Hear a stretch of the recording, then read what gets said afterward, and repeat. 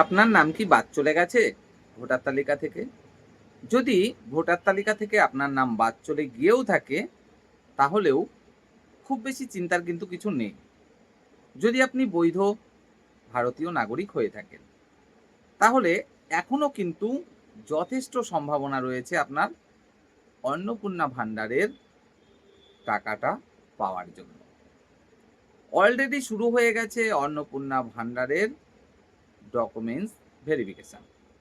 বিগত ভিডিওতেই আপনাদের কিন্তু আমি জানিয়েছিলাম এই ডকুমেন্টস ভেরিফিকেশনের ব্যাপারে। এই যে ডকুমেন্টস ভেরিফিকেশনটা শুরু হয়েছে, এটা কি অফলাইন নাকি অনলাইন? শুরু হয়ে গেছে কিন্তু অফলাইনের মাধ্যমে। কোথায় আপনাকে ডকুমেন্টস জমা দিতে হচ্ছে? না, আপনাকে দূর দূরান্তে কিন্তু ছুটতে হচ্ছে না এই ডকুমেন্টস ভেরিফিকেশনের জন্য। আপনার এলাকায়, আপনার বাড়ির একদম কাছে আপনি ডকুমেন্টস কিন্তু জমা দিলেই চলবে। কোথায়? আপনার এলাকার একজন পঞ্চায়েত কর্মী, তিনি আপনার যে প্রয়োজনীয় ডকুমেন্টস সেগুলো জমা নেবেন এবং সেগুলো গ্রাম পঞ্চায়েতে জমা করবেন। সেই ডকুমেন্টস তারপরে কিন্তু ভেরিফিকেশন করা হবে ওপর মহলের মাধ্যমে। অর্থাৎ গ্রাম পঞ্চায়েতে আপনারা ভাববেন যে গ্রাম পঞ্চায়েতের অফিসেই ডকুমেন্টস ভেরিফিকেশন হবে, সেখানে পার্টির ব্যাপার স্যাপার চলে আসবে, না, তেমনটা নয়। এই ডকুমেন্টস আরও উচ্চ পর্যায়ে যাবে, সেখান থেকে ভেরিফিকেশন করা হবে। এখানে কোনো রাজনীতি করা হবে না বা দেখা হবে না যে এ ওই পার্টি করে, ও ওই পার্টি করে, এই বিষয়গুলো। যিনি প্রকৃত ডকুমেন্টসগুলো জমা দিতে পারবেন, পুনরায় কিন্তু আপনি আবারও দেখতে পাবেন ভোটার তালিকায় আপনার নাম উঠে গেছে, এমনকি অন্নপূর্ণা ভাণ্ডারের টাকাটাও আপনি পেতে থাকবেন। এবার কথা হলো, প্রত্যেকের জন্যই কি এই ডকুমেন্টস ভেরিফিকেশন? না, আমি বিগত ভিডিওতেই কিন্তু আপনাদের জানিয়েছিলাম প্রত্যেকের জন্য ডকুমেন্টস ভেরিফিকেশন নয়। এই মুহূর্তে শুধুমাত্র তাদেরই ডকুমেন্টস ভেরিফিকেশন করা হচ্ছে যাদের নাম ভোটার তালিকা থেকে ডিলিট করে দেওয়া হয়েছে। হতে পারেন আপনি বৈধ ভোটার, হতে পারেন অবৈধ ভোটার। আপনার নাম যদি ভোটার তালিকা থেকে ডিলিট হয়ে গিয়ে থাকে, তাহলে আপনাকে কিন্তু এই প্রয়োজনীয় ডকুমেন্টসগুলো এই মুহূর্তে জমা করতে হবে।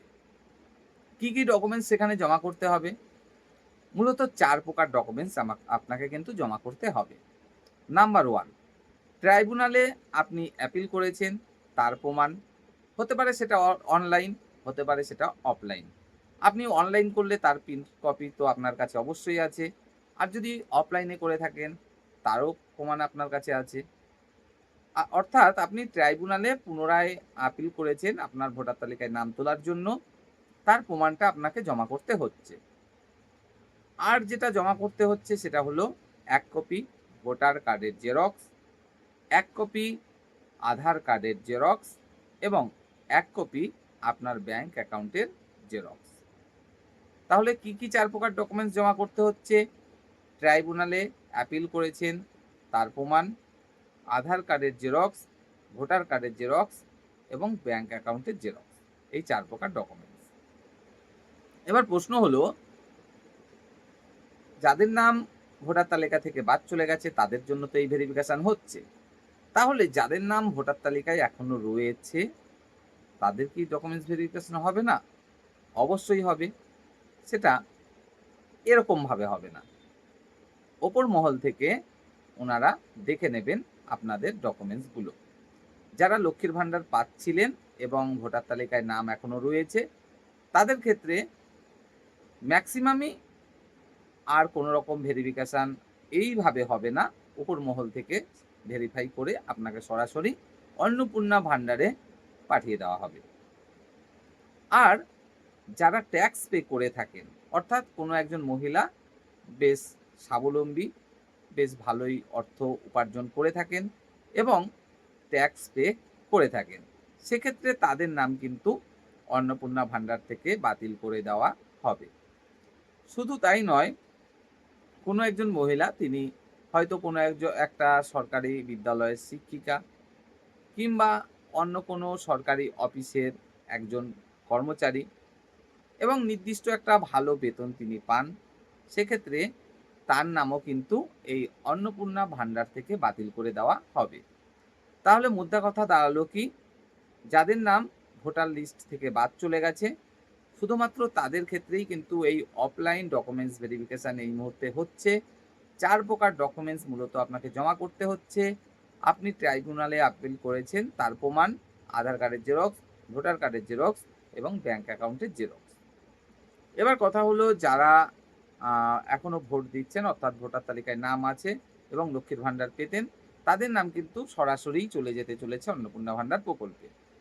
তাহলে যারা একদম নতুন, তাদের ক্ষেত্রে কি হবে? তাদের ক্ষেত্রে অনলাইন আবেদন শুরু হতে চলেছে আগামী মাসে, অর্থাৎ জুন মাসে। সেখানে আপনারা আবেদন করবেন। যদি যোগ্য ক্যান্ডিডেট হয়ে থাকেন, তাহলে কিন্তু আপনি তারপরে এই অন্নপূর্ণা ভাণ্ডারের যে টাকাটা সেটা পেতে শুরু করবেন। আর যদি আপনি বৈধ ডকুমেন্টস সেখানে জমা দিতে না পারেন, তাহলে কিন্তু পাবেন না। এবার কথা হলো, কোনো একজন মহিলা, তিনি জন্মসূত্রে ভারতীয় নাগরিক নন, তিনি বাংলাদেশ থেকে এদেশে এসেছেন। অর্থাৎ আগে বাংলাদেশে থাকতেন, এখন বর্তমানে ভারতে চলে এসেছেন, ভারতে বসবাস করেন স্থায়ীভাবে এবং এই দেশের নাগরিকতা পাওয়ার জন্য আবেদন অলরেডি করে ফেলেছেন। সেক্ষেত্রে তাদের নামও কিন্তু থাকবে অন্নপূর্ণা ভাণ্ডার প্রকল্পে, যদি আপনি সমস্ত প্রয়োজনীয় ডকুমেন্টস জমা দিতে পারেন সঠিকভাবে। সেক্ষেত্রে কী কী ডকুমেন্টস প্রয়োজন হচ্ছে? প্রয়োজন হচ্ছে আপনি যে ভারতীয় নাগরিকতা পাওয়ার জন্য আবেদন করেছেন তার প্রমাণ।